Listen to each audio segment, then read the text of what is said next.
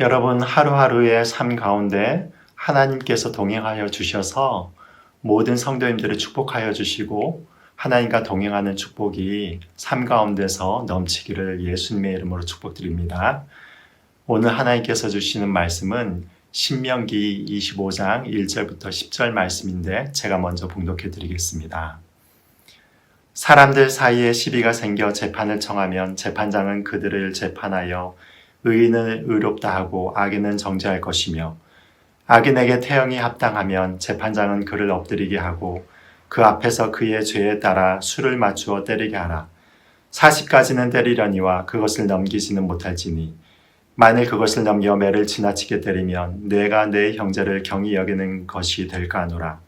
곡식 떠낸 소에게 망을 씌우지 말지니라. 형제들이 함께 사는데 그 중 하나가 죽고 아들이 없거든 그 죽은 자의 아내는 나가서 타인에게 시집가지 말 것이요. 그의 남편의 형제가 그에게로 들어가서 그를 맞이하여 아내로 삼아 그의 남편의 형제된 의무를 그에게 다 행할 것이요. 그 여인이 낳은 첫 아들이 그 죽은 형제의 이름을 잊게 하여 그 이름이 이스라엘 중에서 끊어지지 않게 할 것이니라. 그러나 그 사람이 만일 그 형제의 아내 맞이하기를 즐겨하지 아니하면 그 형제의 아내는 그 성문으로 장로들에게로 나아가서 말하기를 내 남편의 형제가 그의 형제의 이름을 이스라엘 중에 잊기를 싫어하여 남편의 형제된 의무를 내게 행하지 아니하나이다 할 것이요. 그 성읍 장로들은 그를 불러다가 말할 것이며 그가 이미 정한 뜻대로 말하기를 내가 그 여자를 맞이하기를 즐겨하지 아니하노라 하면 그의 형제의 아내가 장로들 앞에서 그에게 나아가서 그의 발에서 신을 벗기고 그의 얼굴에 침을 뱉으며 이르기를 그의 형제의 집을 세우기를 즐겨 아니하는 자에게는 이같이 할 것이니라 하고 이스라엘 중에 그의 이름을 신 벗김 받은 자의 집이라 부를 것이니라. 아멘. 여러분, 오늘 이 본문에서 이스라엘 동족 가운데서 옛날 우리나라의 곤장형에 해당하는 태형에 대한 법이 나옵니다. 그리고 이어서 일하는 소에 대한 규정이 나오고 그리고 그 다음에 이스라엘 집으로 시집간 아내가 자기 남편이 죽었을 때 어떤 절차로 대를 이어가야 될 것인지에 대한 말씀이 나오게 됩니다. 여러분 일단 이 세부 항목을 살펴보기 이전에 법의 성격을 잠시 살펴볼 수 있습니다. 어느 나라든지 그 나라의 법을 보면 그 나라에서 가장 중요시하는 가치가 들어가게 됨을 볼 수 있습니다. 예를 들자면 이슬람 국가에서는 여러분들이 잘 아시는 대로 개종이 금지되어 있습니다. 왜 그렇습니까? 그 이유는 이슬람 국가에서는 이슬람인으로 살아나가며 알라를 섬기는 것이 가장 큰 가치관이기 때문에 그렇습니다. 그리고 여러 지역에 따라서 아동 보호에 대한 법들과 성적인 범죄에 대한 법들, 그리고 음주운전에 대한 처벌에 대한 것들도 다양하게 나타나는데 그것 역시 그 나라에서 이 여러 죄악들에 대해서 얼마나 그것을 중시하고 경시하고 있는지를 법을 통하여서 알 수 있게 되는 것입니다. 그런데 우리가 살펴보는 이 본문에서는 하나님의 율법의 중요한 가치관이 여기에서 등장을 하게 됩니다. 우선 우상 숭배든지 고의적 살인이든지 간음이든지 여러 사형에 해당하는 법을 제외하고는 그 형벌에 대한 처벌을 하되 이스라엘 형제로서의 최소한의 존중의 가치를 가지고 그 형제를 대할 것을 명하고 있는 것을 우리가 볼 수 있습니다. 이 내용이 바로 1절부터 3절에 나타난 태형에 대한 부분에 대해서도 잘 나타나 있습니다. 태형의 가장 상한 선은요, 40대까지인데 그 이상 때리는 것은 이스라엘 백성들에게 형제의 예를 벗어나는 것이라고 생각이 된 것입니다. 홧김에 제한 없이 죽일 정도로 때리는 것을 율법이 금하고 있는 것입니다. 그래서 사도 바울도 유대인들에게 매를 맞을 때 40의 감한 매, 그러니까 39대 맞는 형벌을 5번이나 당하였습니다. 왜 40대가 아니라 39대라고 한 것은 형벌을 집행하다가 실수로 한 번을 더 때려서 율법을 어길 가능성이 있었기 때문에 바울 시대에는 40대가 아니라 39대까지 때리게 한 것입니다. 율법이 감정적인 화풀이로 집행되는 것을 제한하고 있는 것입니다. 이 원리는 우리의 신앙생활과 교회생활 가운데서도 중요한 원리가 됩니다. 감정적으로 그리스도인끼리 모욕을 주는 것은 율법이 금하는 정신인 것입니다. 다음에 볼 것은 곡식 떠는 소에게 망을 씌우지 말 것에 대한 법칙입니다. 왜 그렇습니까? 소가 일을 하다가 배가 고플 수가 있습니다. 그러면 망이 씌어지면은 그 곡식들을 먹을 수가 없습니다.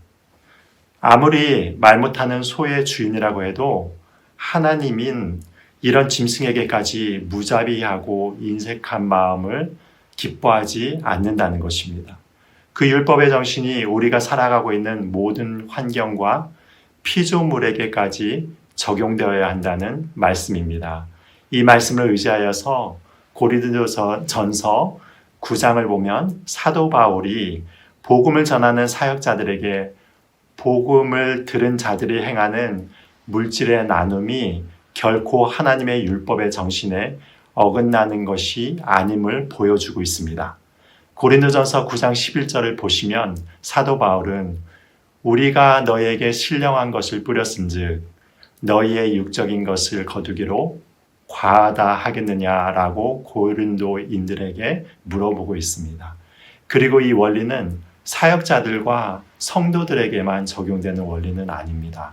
수고한 자들에게 그 수고로움에 감사하며 서로 좋은 것들을 나누는 것은 그 공동체와 나라를 풍성하게 하는 원리가 되는 것입니다.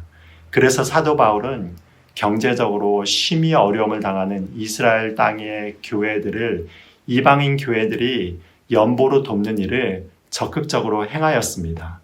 이토록 영적이든 육적이든 좋은 것들을 함께 나누는 것은 하나님의 은혜를 아는 자들로서의 마땅한 의무인 것입니다.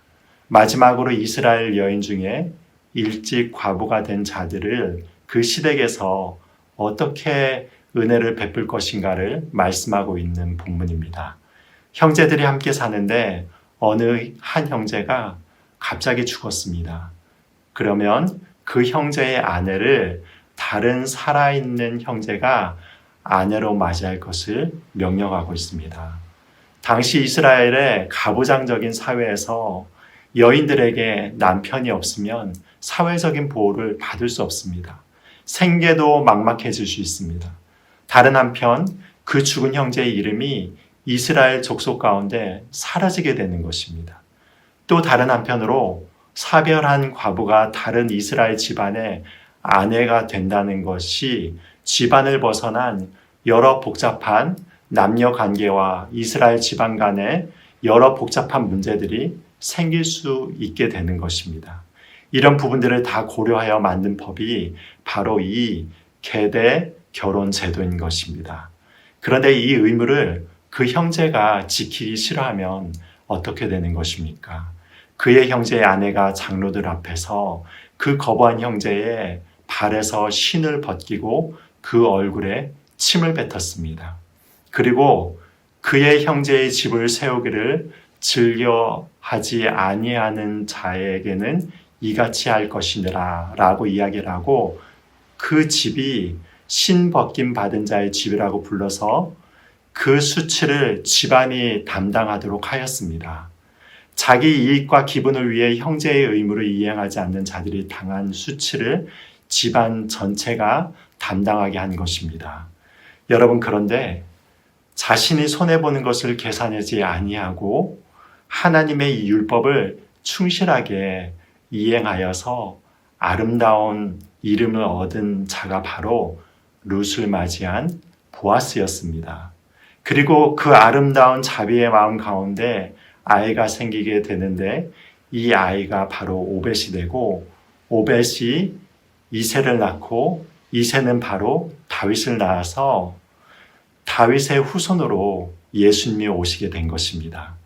우리가 우리의 이웃에게 우리의 손해를 감수하면서까지 아름다운 하나님의 자비와 사랑을 실천하는 것은 바로 예수님의 생명을 이 땅에 전하는 귀한 통로가 되고 하나님의 사랑을 받게 되는 것입니다. 이 원리를 기억하셔서 늘 주님 안에서 형제를 존중하게 여기며 하나님의 자비로운 사랑을 내 삶 가운데 나타나시는 여러분들이 되시기를 예수님의 이름으로 축복드립니다. 우리 다 같이 기도하겠습니다. 하나님의 은혜와 사랑을 감사드립니다. 우리들이 죄인 되었을 때 하나님께서 우리를 위하여서 독생하신 예수 그리스도를 보내셔서 그 사랑을 알게 하였습니다. 우리가 그 사랑을 받은 자로서 마음 가운데 늘 자비의 정신을 가지고 우리 형제들을 대하게 하여 주시옵소서. 우리 마음 가운데서 여러 가지 분노와 또한 끓어오르는 많은 화로 인하여서 다른 자들을 상처를 주지 않도록 도와주시고 마음 가운데 항상 우리에게 은혜를 베푼 자들에 대해서 감사하며 그 사랑을 넉넉하게 나눠주는 자들이 되어서 하나님의 뜻을 실천하게 하여 주시옵소서. 그리고 주님께서 주시는 말씀이라면 우리에게 당장의 해가 될지라도 그 말씀에 나타난 하나님의 자비와 사랑의 법칙을 중요시하고 귀하게 여김으로 말미암아 그 말씀에 순종하게 하여 주시고 그 말씀의 순종으로 말미암아 우리를 삶을 통하여서 아름다운 하나님의 은혜와 사랑이 땅끝까지 흘러가는데 우리의 삶이 쓰여질수록 축복하여 주시옵소서. 하루하루 주님과 동행하며 주님 안에서의 승리의 삶을 살 수 있도록 도와주시고 특별히 지금도 여러 가지 육체적인 고난을 당하고 어려움을 당하는 우리 성도님들 가운데 특별히 찾아와 주셔서 그들에게 하나님의 은혜와 사랑의 역사하심으로 말미암아 평안케 하여 주시고 그 영육 간에 강건할 수 있도록 축복하여 주시고 인도하여 주시옵소서. 모든 하루하루의 삶을 주님 앞에 의탁드리오며 예수님의 이름으로 기도드립니다. 아멘. 여러분 승리하십시오. 감사합니다.